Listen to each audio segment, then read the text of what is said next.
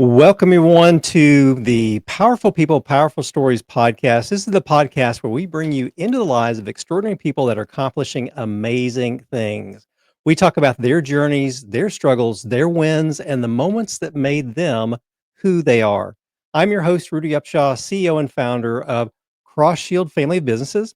And at Cross Shield, we are a business consulting and financial coaching firm working with businesses to help them achieve their business growth and profitability goals. Today, I'm honored to introduce someone with an incredible and powerful story, Joshua Upshaw. Mr. Upshaw is a doctoral candidate in cognitive neuroscience at the University of Arkansas, where he has done research on the influence of modern technology the influence of modern technology use on human cognitive processing using physiological measures such as EEG and eye tracking. So, without any question, this guy is incredibly smart. He is the founder and CEO of Hidalga Industries, a healthcare technology company where they develop Hidalga, an AI powered prior authorization automation solution for high cost, time sensitive specialty medicine. Joshua's story is about resilience, growth, and building a life he's proud of and serving people powerfully. And I know you're going to be inspired by what he has to share with us today. And just a little fact that probably our audience has picked up on already, whether you're watching on YouTube or on some of the other podcast feeds, we have the same last name. And Joshua is my son, and I'm incredibly proud of him and the work that he's doing, not only with the Hidalga Technologies business, but also just in his career and really being able to provide some great value to people across the globe. So, without any further ado, I'm going to go ahead and bring Joshua Upshaw on stage with us, and we're going to have some amazing conversations with him today. So, Joshua, Mr. Upshaw, my son, welcome to the Powerful People, Powerful Stories podcast. How are you doing, man? Hey, Dad, I'm doing great. Thanks so much for having me on the show, and I can't wait to share more about what we're doing. Oh, man, it's so exciting.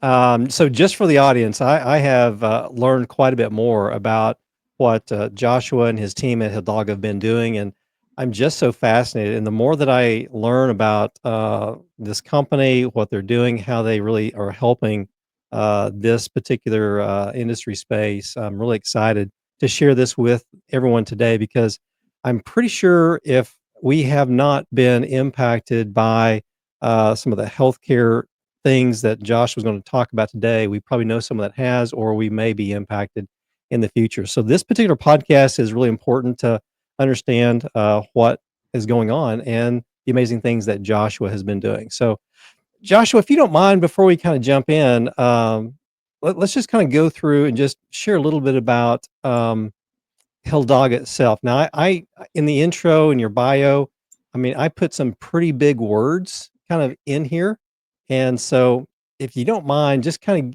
of correct what I messed up. I guess is what I'm trying to say, maybe a little bit, and Sure. because we do want to give you a lot of time to really do a deeper dive in some areas, but just share with the audience what it is that Hildaga does. Just very summary, and then we'll give you more opportunity to go in more detail in a minute.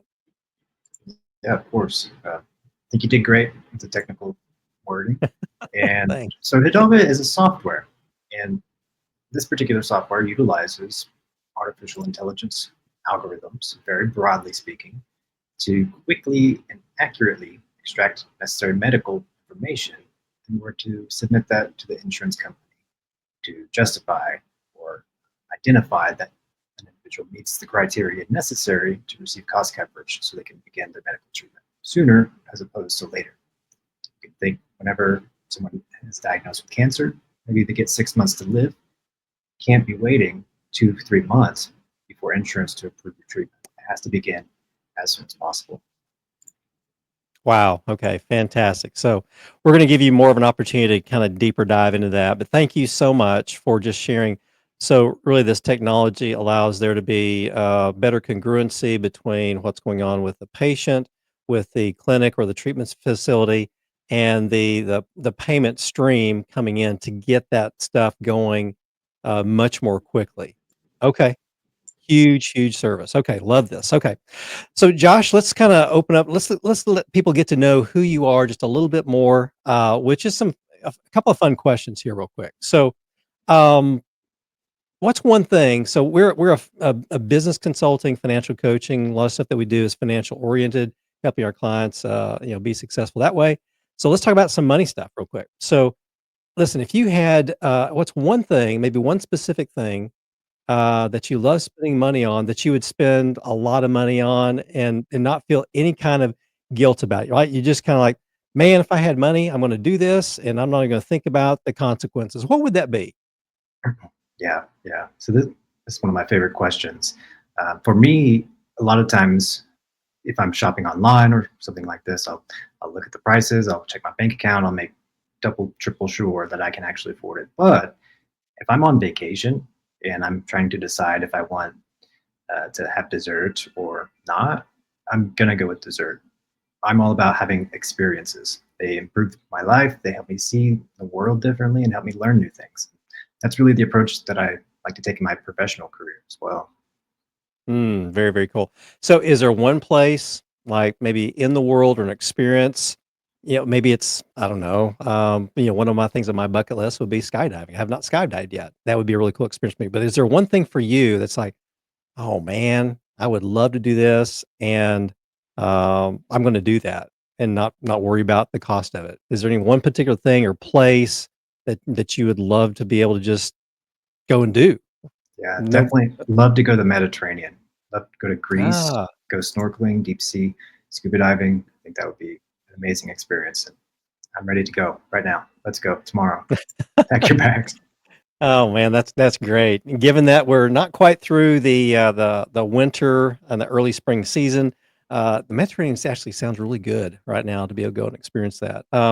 Yeah, so for me, I'm a technology guy. I kind of enjoy tech. I'm not an early adopter. I will say that though. I kind of let other people kind of figure out what works and what doesn't work. But I do enjoy technology, and so I think for me, spending money on something guilt free would probably be the most current and latest, maybe Apple tech that comes out. I'm a big Apple fan, so that's probably what I would do. And the early stuff that comes out, it's not cheap. It actually don't think it ever really gets cheap, but, yeah, I'd love to be able to just, when the newest thing comes out, be able to get that and not really worry about the cost of it. So, awesome, very cool. So, Josh, another question for our audience just to get to know you a little bit better. So, what's a hidden talent or hobby, or thing maybe that you do that maybe not everybody really knows that you're into, that you like or enjoy? So, something that may be unique about you from a talent or a hobby perspective that you like to do. Yeah, yeah. I mean, I'm a man of many trades. I like to do a lot of things. I love horses. Horseback riding is one of my favorite activities. Skateboarding. I've even been known to do Ah, that from time to time. Yoga as well. It's another thing. Not only do I like to practice, but I have taught yoga classes before, so I'm trained to do that. Really, anything okay. that connects me with my body, movement, nature. Ah, love that. Okay. Very, very good. And that's interesting because that's gonna kinda play a little bit into our conversation today, more about, Hidalga and what's going on there, so love that. Let's see, so for me, I don't know. I don't know if it's a hidden talent or a hobby, but, I like getting out on my road bike. I love riding, my bike, and I feel like it's just very freeing, just kinda being in a place, an environment where I can just kinda really put my head down and just constantly cycle. I have some of my best quiet times when I'm on my bike listening to some really great, motivational and, inspirational music, and it just gives me a time to just kind of mentally just kind of unwind and just not really think about a whole lot other than just, being on the bike and cycling. And I usually try to get in, 20 to 30 miles when I go out and ride, and I always try to, beat my time, from the, previous ride that I make. So I really enjoy that. It's probably a big hobby that I enjoy doing is being on the bike. So awesome. Very, very good. Well, let's dive into you. So, all right, well, now let's get into your story, both your personal journey and your professional path, because these really intertwine quite a bit with each other and leading us to what we're doing today. We all want to know what shaped you, the dreams you've chased, and then what you've learned along the way. So this is really all about you, your story, and how you got there and what you're doing. So let's talk a little bit about from you from a personal perspective. Um, Maybe what's one of the toughest challenges that you faced, maybe personally, and maybe how you maybe push through that challenge, um, and just share with the group maybe a little bit of that aspect of the background of challenges for you. What's maybe the toughest challenge you face personally? Mhm. It's a great question. Going deep. So for me, I I think that comes to a time when I thought it would be a good idea to not continue my college education. So this Mm, this was during my undergraduate studies in business management, of all things.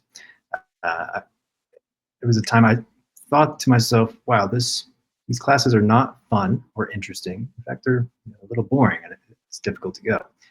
In fact, maybe I don't even need to take these classes at all. It's not really serving me very well." So, like I do as a headstrong um, individual, I thought that was the best choice at the time, and I made that choice. And then over the course of the next 2 3 years, I realized in a hard way that not having a college education doesn't open up a lot of opportunities for employment, for income opportunities, mm, and it's just really hard to get by when you're working entry level positions that are very physically demanding and require a lot of sweat, basically, to mm. make it happen. Uh, so eventually, I leaned into what others have told me, which was, "Hey, you're incredibly smart. You need to go back to school." And I did that. Went back, finished my business management degree, got a degree in psychology as well to make Mm. things a little bit more interesting for me day to day. My studies. Always was interested in why people do the things that they do and think the way that they do. Then moved on to a graduate education, and will soon be finishing my PhD in a month or two. Yeah. So, kind of walking through that process of, do I really need this? What's the value of it from an education standpoint? And really kind of got to the place where, like, yeah, the path that I'm on, it's okay, but I'm not really settled with just okay. I don't want to be just average. And so, looking at the skills and the talents and the intellect that you've been blessed with, it's like, okay, now I'm going to revisit that and really lean to that. And you did it, and you got through, and so you're almost complete with your PhD, correct? Right. Yeah. Got a couple more months. So, couple Working more months. Okay, every day to finish fantastic. it. Wow, that is fantastic. What an incredible accomplishment that you're going to achieve with that. So, okay, so let's talk about maybe those personal values for you. So, what personal values guide you in how you live, how you make decisions? Yeah. One of those is adventure. So for Oh, me, okay. having adventures means needing to have opportunities for adventures. Hmm. And a lot of times without, having skills, training, connections to make those adventures happen can be very limited. So that's sort of one guiding value system that I personally utilize. Another one is efficiency. Hmm.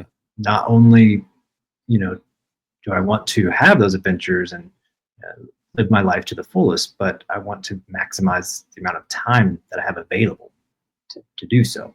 Hmm. And then another kind of overarching value that I live by is being of service to the others, to the world, doing things, creating something that offers value to others. And the biggest area that I could think to do that was by um, creating tools, technologies that can improve people's health and well-being. Hmm. Yeah. I'd say those three are the main ones for me. Okay, so here's what I captured. So adventure, efficiency, efficiency of time, I guess, is really kind of how I took that. and then, yeah, adding value to others. Spot on. Okay, that's really cool. So, when on this adventure, aspect of your values, so you're actively kinda seeking out, or are you looking at things from an adventure perspective? Yeah, a lot of times for me, when it comes to going to workshops, seminars, conferences, Mm, doing pitch competitions, sharing the news about Hidalgo, it's that wow, this is going to be fun. This is going to be new, exciting. I'm going to meet new people, see new things, mhm. and that really fuels a lot of my progression. Gotcha, love that. And then on the efficiency of time aspect, I've even noticed this with you, when we've been in, personal situations. um, you do lean in quite a bit to whatever environment that you're in, but I have noticed as you've thought about that efficiency of time, you give yourself that opportunity to be present, to participate, and then, you also look at the time standpoint, and you really kinda look to maximize the efficiency, but when that experience or that, engagement has kind of, reached its, I don't know, effectiveness, you're very quick to say, "Okay, I think I'm ready to move forward to the next, thing on my, list or my calendar or my next adventure." And so, I have really appreciated that about you because I think many times, and I'd love to get just your opinion from a psychological standpoint, but I think many times, we allow ourselves to maybe stay in an environment or stay, in a place where we're having conversations with people, many times from the standpoint of, um, oh, I don't know, maybe it's benefiting them more than ourselves, and I don't mean that from a selfish standpoint, but I think we allow ourselves to stay or do things that may not necessarily get us closer to our goals that we have for ourselves, but from a standpoint of, you know, not wanting to feel like someone else is not getting what they need. And that's probably not communicated well, but maybe you can help me with that. Mhm. That's my Okay. observation for you. I don't know if that kind of correlates or not. So, I hear you. I hear you. I think, there's a couple of different aspects that come into play here. One is just general comfort with familiarity and maybe a general aversion to the unfamiliar, the, mm, you know, potential for threat, challenge, harm, etc. But I know for me, I I tend to have relative comfort with the unfamiliar, and mm, vice versa, even a slight discomfort when it comes to the familiar. The same day to day grind is what to me is more aversive than something new and unexperienced at the time. yeah, There's yeah, various neurochemistry that I could get into there, but it's just a general preference. I think yeah, no one is either bad or good. It's just right. awareness of Yep, our own individual yep, skills. yep. All right. So values for you again: adventure, efficiency of time, and providing value to others. Love that. Okay, so let's move on to kind of next question. So, Josh, if you could give your younger self one piece of advice, what would that be? Mm. Always keep learning. Mm, You'll always love it. You'll never get away from it, and it will serve you well. always keep learning. Okay, very very good. Fantastic. Okay, and then last kind of personal question about you as an individual. What kind of life or legacy do you hope to create for yourself and for those that you care about? So what's kind of the legacy that you hope to create for yourself, Josh? Yeah, for me, I hope to create a legacy in which I can inspire others to use their personal strengths and skill sets, abilities to solve the biggest problem that they are able to dive into. Um, just jumping right in and not being afraid to take chances, risks, and learn along the path. That's so good. Yeah. So, so good. I think many times, especially kind of we're growing up, um, I remember my parents kind of always telling me, and I think I may have, you know, kind of done the same with you, is you can do anything, right? You have the possibility of doing anything, and kind of encouraging that mindset. At the same time, I think, as a parent, as family, as relatives, what I've experienced, and I'm curious if you kind of have experienced this as well, is many times maybe when we try to do something maybe adventurous or we want to try to do something that's a little bit uncomfortable. I think many times, people are like, "Oh, I don't know if you should do that," or "Are you sure that's really wise?" Or "Have you counted the cost? Have you done all these things?" And granted, those are very, very important. I think sometimes that messaging, the second messaging, can be a little bit more overpowering and can kind of stifle, that sense of not just adventure, but the sense of, okay, let's try it. And yes, we wanna count the costs, but we do wanna, have a little bit of a leap of faith if it's truly on our heart and we're being led to do it to, not be dissuaded or to even have ourselves surrounded by people that are like, "Oh, wow, that's a really great idea. Man, how can I support you? How can I encourage you with that?" Um, and help you be successful. So just kinda curious, if you kind of have some similar experiences between that dichotomy of, you can do anything and, "Oh, I don't know if you should do that." Yeah, yeah. I mean, for one, I completely agree. Surrounding yourself with people who support you and are honest with you and Yes. don't try to hold you back from achieving your highest potential. Um, and I know for me personally, I tend to have a really difficult time taking others' word for it, uh, for better or worse. I have a tendency to need to learn on my own if something's going to work for me or not. Mm, Probably more times than not, it doesn't work out. But without having gone through it myself to figure that out, I may have never known. And I can't personally live with that. So definitely encourage anyone to really try things on their own, even if it may seem like you shouldn't, or other people say, "Hey, this is not a good idea." Um, you can always give it a try as long as it's not going to hurt you or anyone else.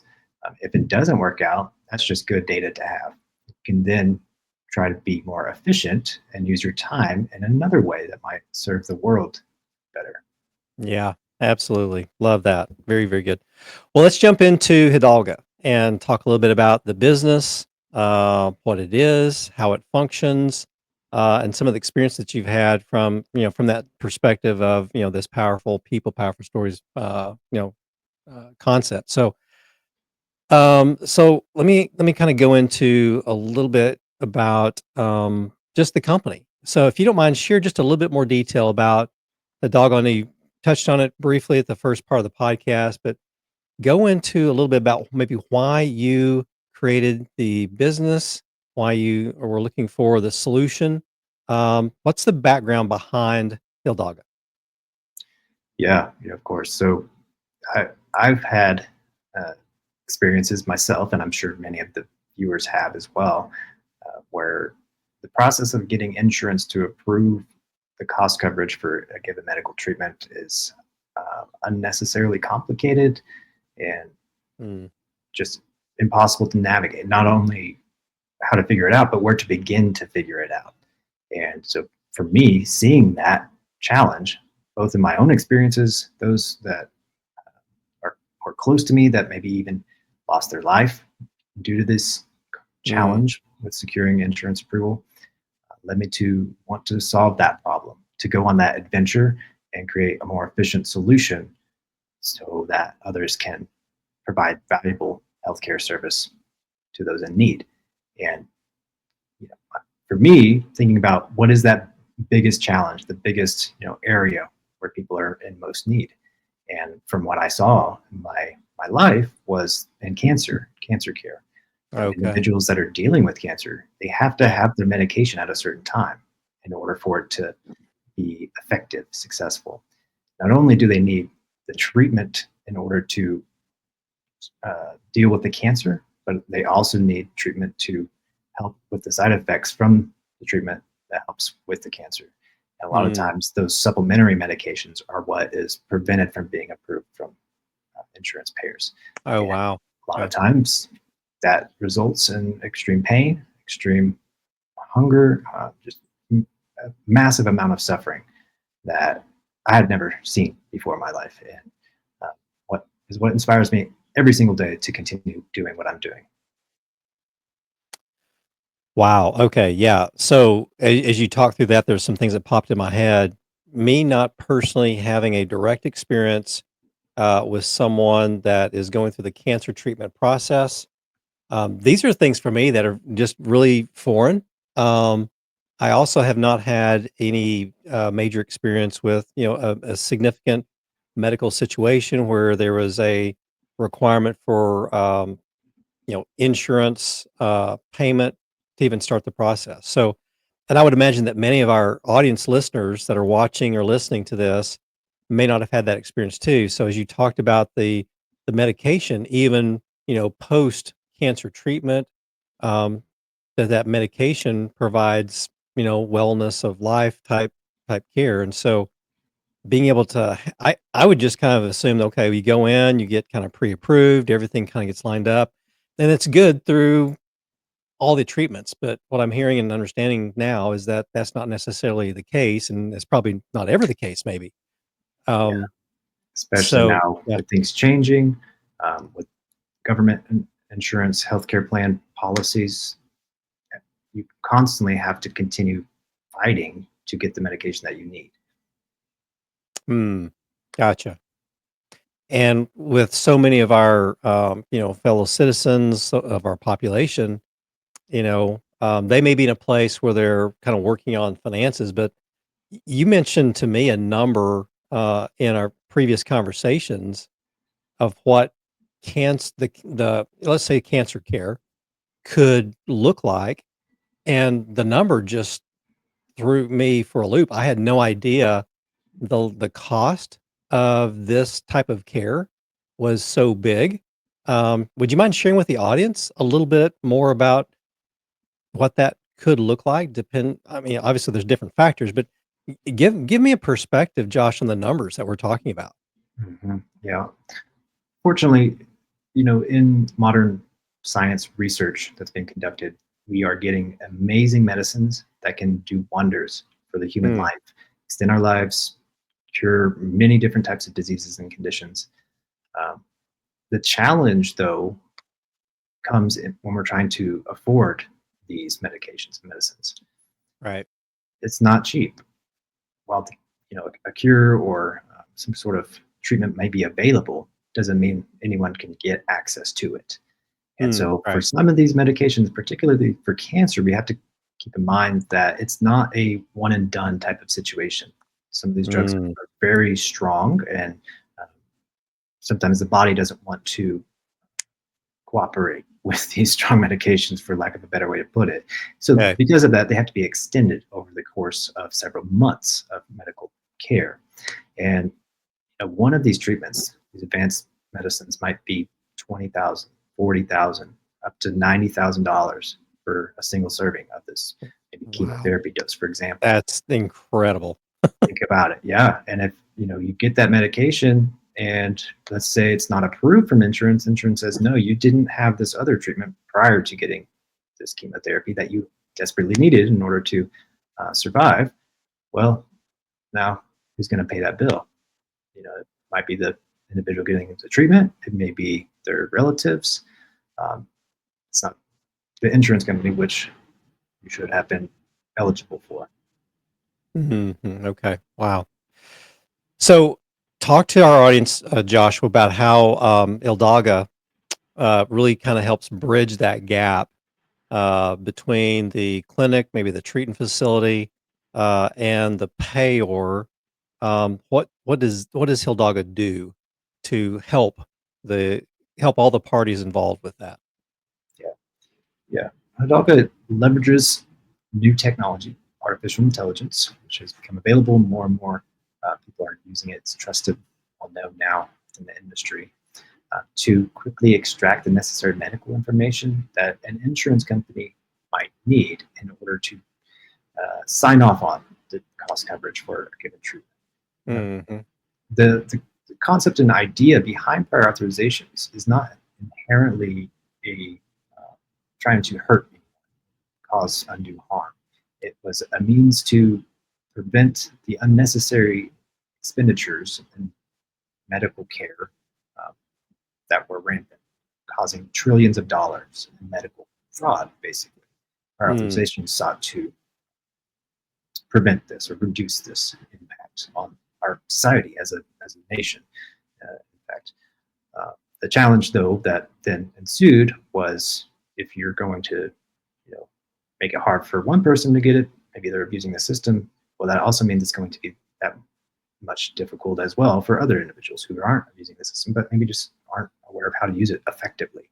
And Hidalga offers this as sort of a middleman between the insurer as well as the medical clinic to help those patients that they're treating get the care that they need, that they're eligible for, helping to improve revenue efficiency on the clinic side, as well as ensuring only individuals who are qualified or who meet the criteria for given medical treatment are approved for that. Got it. Okay. And I think you mentioned in the past too that many times there's this gap between the information that is needed in order for the insurance carriers to be able to obviously approve coverage, but also to be able to do that decision process much more effectively so that things don't get delayed and delayed and delayed. So Hidalgo bridges that gap with that process of knowing that they knowing that the patient can get coverage, knowing that the patient can get funding, and also lining everything up in the treatment side with the clinics and those type of things that are providing the treatment because it's not it's a process that they have to do too to get everything lined up and scheduled and prepared to administer and provide treatment. So, you know, Hildaga really is that bridge between that actually brings them closer together much more quickly.